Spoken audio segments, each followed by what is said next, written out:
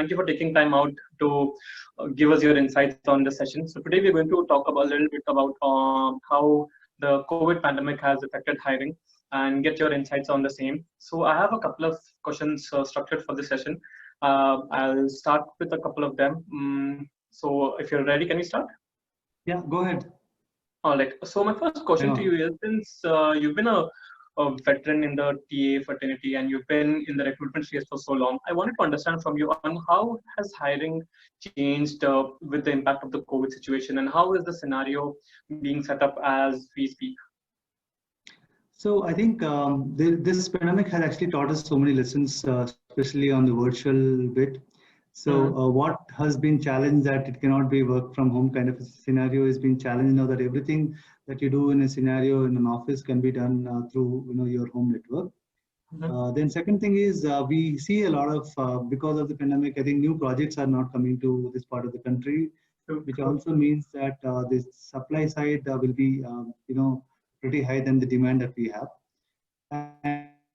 And that's actually something posing a situation, very interesting situation, that employers will have a lot of choice now to hire people because the supply is very, very high. And then what also happens is that it is just not the pure job description. You will be looked at as a person who can actually do multiple jobs, which also means that the person who was actually expected to do certain kind of a job category kind of work will actually change. Right, which means that there will be multiple technologies and multiple competences required for an individual. I think that is something which will change. And then I'm also seeing a trend of a lot of gig workers, and in fact, companies are looking at saving costs by employing gig workers. And then some companies have got into a maturity level where they are able to attract that kind of talent and also retain. So I think this is something that will become a norm as we speak in 2021 or maybe 2022. But yes, interesting, but it's very hard times. Agreed. I think we're all facing a big grunt of it. I also recently came across your research paper. I think you're doing research on AI-based recruitment. Can you also throw some light on that? Yeah, so basically what is happening is while this is a paper, but I have seen a good amount of data of companies who are using it and have been successful in a way. Right? So we all have this, misnomer that AI cannot take out the job of a human being. But what it is also doing is that in the current context, it is able to do a lot of these tasks that human beings can do with little bit of knowledge and supervision kind of a thing. Right? So what it means is people who have been doing a lot of these works, which are rudimentary or mundane or operational kind of stuff, they will have a challenge because that task can be understood by these machines. This is how machine learning algorithm can actually trigger, and then they will do a much better and efficient job than human beings because they may not have emotions. But at the same time, it is very, very early in the context that AI can actually replace human beings. But yes, I think that is something that time only will tell. But my personal opinion, which I was quoting that paper, was that a good human being along with a good machine can actually be a crazy combination to do a lot more kind of task. And that's where the AI enabled team manager, the manager who actually uses AI, will actually replace those managers who don't use AI. And that's my personal view. Okay. All right. Okay, that's an interesting perspective. I also think you had an article of 4B. Can you discuss on that topic? Yeah. So basically, understand this from a terminology, right? So what happens is talent acquisition has evolved beyond just talent acquisition, right? So talent acquisition now is getting into people analytics. Talent acquisition is getting into workforce analytics and all this stuff. So this model predominantly I was talking about had built by Borrow and Bridge. So there is a skill or a competency that you want to hire, right? And you need that person on board. But you don't have that person in the system that you have in the current company. That is how you go to a buy strategy where you hire from market through employer referral agency or anything like that, right? But at the same time, if the same skill is something that is investable kind of a talent and something like a company is futuristically thinking that this is a skill which is important, while we are buying, we are also talking to your L&D person or a chief L&D officer to also build this talent, right? The second model is, Borrow. There are some skills or competences which are not futuristically your competencies or the company's futuristic thought process. For example, Okay. I'm just taking an example of a rudimentary testing kind of a thing, right? So Mm-hmm. company do not want to invest too much of focus on hiring resources on testing, because that's something that happens at a given point in time, and you may not need them throughout the year, right? So you might Mm-hmm. have to borrow that skills, because you don't know after 6 8 months you don't know what to do with the talent, right? If in case the projects are short term, that is when you borrow this talent from consulting companies at a cost which is lower than the cost that you have to invest on, right? And therein Mm-hmm. investing on the partnership and not the individuals themselves, right? And then we're talking about build. This is an interesting topic, and I think we all understand what is the reason why we have to build talent. One is it also retains a lot of your talent when you build the talent internally. And also it is actually giving a person a view that my company is interested in investing in me, which is also helping True. you to retain the talent, right? True. So you need to go ahead and invest on all of those skills which are futuristically required, and work with L&D partners and create those Mm-hmm. coaching, mentoring, and learning sessions so intuitive so that they understand. And I was also reading an article where one of the company had actually did this kind of an experiment where those people who are charged at 8 10 hours kind of a thing, they can actually come and work on another project for 1 or 2 hours as a learning, and that actually Mm-hmm. eventually becomes a career path for them. And they actually Okay. turn into, for example, a good Java developer becomes a Python developer, right, or something like that. And somebody who is good at math and all that, they start learning data science and they start solving your problems, working with you, and they take the larger Okay. roles, right? And Okay. All in right. building also, you can actually go back to finishing schools. The schools who train on some competencies, you can go back and tell what are the skills that you require so that they train on them, and you can work on building talent outside. And then you can Mm-hmm. also go back to the universities, work with them, give them your curriculum, give them the context that you wanted to look at, and universities will be more than happy to train them. And you can also be part of the training person in that particular category, right? So you are actually trying to change the ecosystem. Mm-hmm. Then bridge is the last model where we all know that there are certain skills. If you acquire certain skills, you will go to a certain level. But beyond that, there is no level that you can go into. But there are other Okay. opportunities that you can see in the parallel. For example, if somebody is a good business analyst or somebody is a good engineering manager, he or she can actually become a program manager. He or she can become an architect kind of thing. So when you Mm-hmm. start investing on additional lines of control within the same span, you learn those techniques, tools, and all that, you can actually assume those roles in the organization. So this is also a competency that as a company that you have to build, right? So when you're trying to build some talent on a particular individual who is transforming from an engineer to senior engineer, that's a build Mm-hmm. model. But when you are actually Agree. bridging a person from a Java developer to a Python developer, he will continue to be an engineer in the same company, but he would have learned something through the bridge program. So Agree. all this will happen when you have a very good capability development team, capability assessment team, and a strong recruiting team, and all of them work together along with business partners. And when you are working closely with L&D partner and business partner, you exactly know what kind of hiring that you need to do, and you are also able to sustain in the market. That's my view. Okay, that's interesting. I would love to see this being implemented. I think across organizations and across practices. I Yeah. think also there's this one question that I keep hearing a lot from people, especially from folks who just graduated from campuses. So, what are your thoughts on university campus students who are coming out of college this year, the 2020 batch? So I think I have been mentoring at least 6 to 7 universities, including IIMs. So Mm-hmm. I've always been telling them three things. One is they have to think uh, in a situation that they should be independent, right?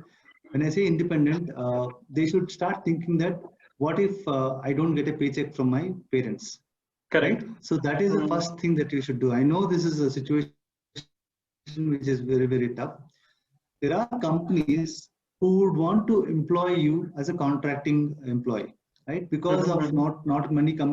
Companies are choosing to use this method to hire people at a lower cost, right? Pick up those opportunities, right? I don't see any problem in you picking up that opportunities if it's a learning kind of thing. There are a lot of companies like us who are investing on talent, where they are giving a lot of these webinars and all that. Invest in that. them. Mm-hmm. Try to learn from those kind of webinars and all that. And some companies have actually even given, like for example, TCS have given their entire L&D framework, right? You can use that. Okay. Last but not the least is, I've always told people that when I go to university and when you talk about a particular project that you have done and all that, and at the end of the day, when you tell me that, okay, this is what exactly that the work that I've done for a CSR kind of work that I've done for my country, right? I would be more than happy to kind of hire you, because what happens is, as an individual, you are very good technically, which my hiring manager has confirmed me. And as a people, as a person also, you are very, very committed, and then you are a CSR oriented person. And if you have a product or a service that you created to the community, right? And recently I had an example where somebody kind of asked me, can I do some CSR kind of work? And then I have actually attached that person to the police commissioner of Bangalore. And then, they actually started working with them, and then police commissioner and then the police people had given him some opportunities to work with another company. Had the person not even come to me, I would have not even attached to this. So you need to have technical angle, your professional angle, and also social angle to that. So every recruiter thinks, most of the recruiters thinks like me, somebody, if they have done some work in the CSR kind of a work, they will not have any choice but to hire you. So be independent, pick up learnings from the platforms. First of all, accept it. Yes, this is thing that it has happened to you and happened to everyone. The more you are in that dilemma that, hey, this is happening to me, and then you are in the dilemma, somebody else will pick up that trope, and then he or she will actually learn something, right? So accept it. Try to be independent. How much ever it can be, you can start earning. And nowadays, companies are actually handfully giving you good amount of internships kind of thing. Even if it is unpaid internship, please go ahead and do it, because that will give you a lot of learning. And a lot of startups need people like you. So please go and help them in whatever way you can do, and then get paid whatever they can give you, right? So if you wait for a golden opportunity to come on your way, it may not happen. You have to create the path for yourself. And 1 year down the line, when systems are good, and 2021, I think 21, 22, things will be all right. That is when you market, you have acquired so much of knowledge, and companies will not have any choice but to hire you. Right? Use this opportunity as a enabler, and not something which community has given to you. Agreed. I think we need to be more practical about the situation, and I think great advice from you on how to go about the process. Apart from university hires, there's this another lot of people, the lot who are in this dilemma of whether I should change my job right now, whether I should look for a better opportunity, should I stick to my job, what do I do with this COVID pandemic situation? So I'm always, in fact, as we speak, Junaid, there are six people that I'm, mentoring, and all of them have the same problem, right? All right. So you will not believe that for 3 of them I told yes, 3 of them I told no. So which means that my response also changes based on that, right? So my response to all of you is that if the company is good, and if you have, made a good discussion with the hiring manager, and they are very clear about the future of that particular role and all that stuff, and company has a history of not laying off and all that because of whatever it is, you should not even think about it, right? Second is that, you don't know about that company, or you may not be seeing that the company may not have that kind of a visibility and all that, but the same visibility is with your company, then you should stick on, right? It is also good to take an option of taking an opportunity for other company which is also in dilemma, because if your company is also in dilemma, right? Agreed. So if the company is very focused, and you think that you have to do at least 4 to 5 good research inputs from seniors from the company, and understand that culture of the company. And if you think that company is good, just go at it. And then if you think that in your company the situation is bad, but you, with your data that you have looked at, the other company is doing good, then you consider. On the contrary, if your manager or your company is requesting you to hold on, and then they want to show you some career path, I would still want you to stick on, because when you go outside, you don't know, you may not get this kind of a climate. And in the current situation, for the next 1 year, you will be watched. Whatever you do, you will be watched. But in the same company, because you have created some kind of an aura or some kind of a discussion around the people may not be, so cynical about that. So I think my answer is 3-4 fold kind of a thing, where you need to also look at the situation of the company and also look at different parameters, as I was just mentioning.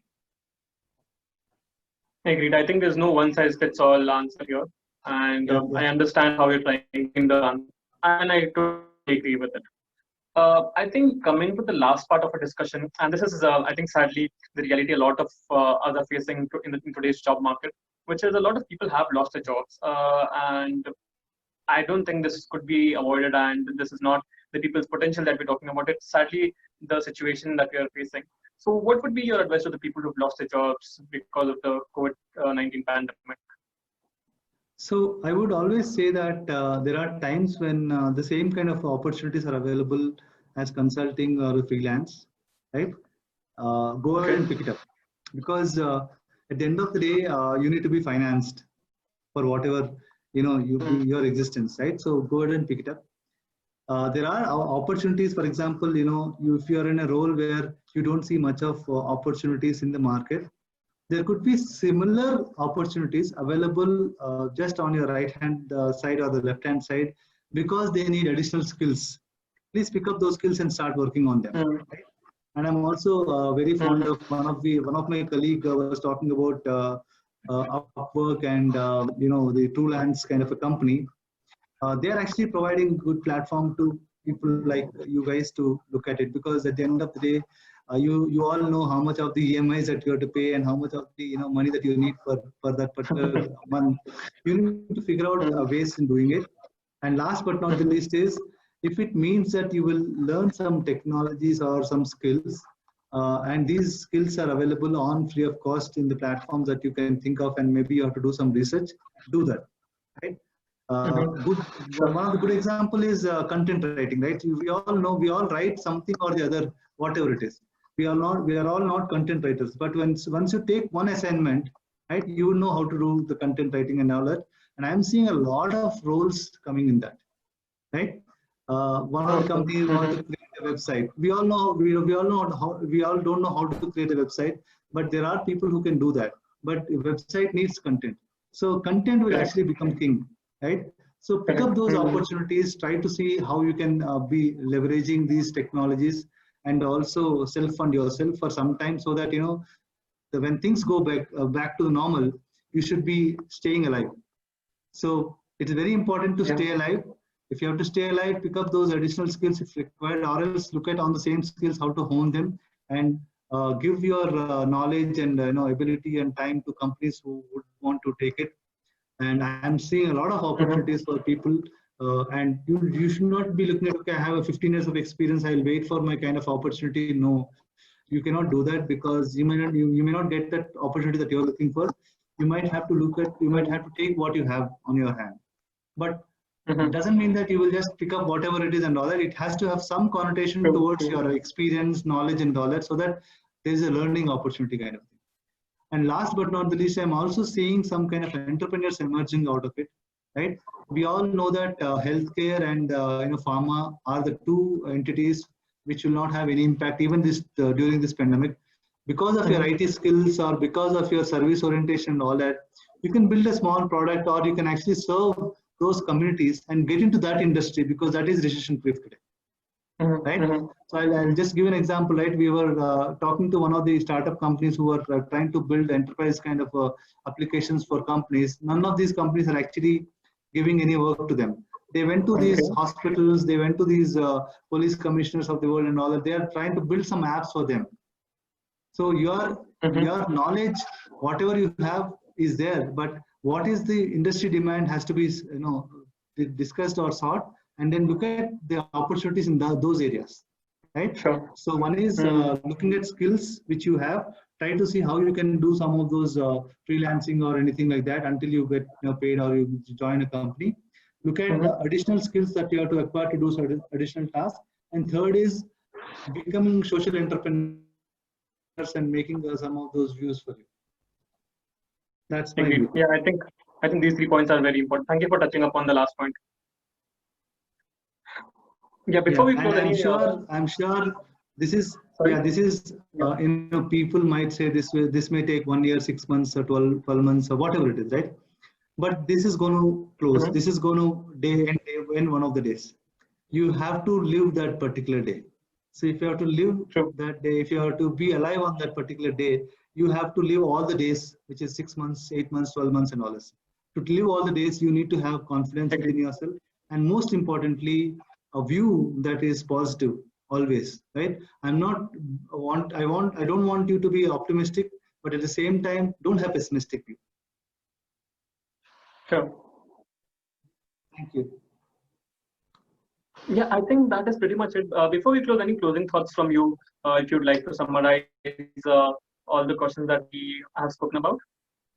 So I think 3-4 things. One is, days are tougher, but will not last long. And I would always want to kind of end my any of my sessions that you either have to magnify your skills or modify your dreams, right? You want to modify your dreams, you don't need to do that. But if you have your dreams, then you have to magnify your skills. It's very important to know which are those skills, right? There will be so many things trending today. In the current scheme of things, there will be so many things trending. You need to know which is that particular technology, process, or service for you, and look at that and go deeper into that. Sure. I think that's my view. Perfect. I think that's the perfect message to close on. Thank you for your time once again. I think these are great inputs. I hope a lot of us take this valuable feedback and help us through our journey. Thank you again for your time, Vishma. Good day. Thank you. It was nice talking to you, and hope people will take some inputs from me, and then I'm more than happy to kind of connect anyone if they want to connect me on LinkedIn. Thank you very much. Sure. Thank you. Good day. Thank you. Bye.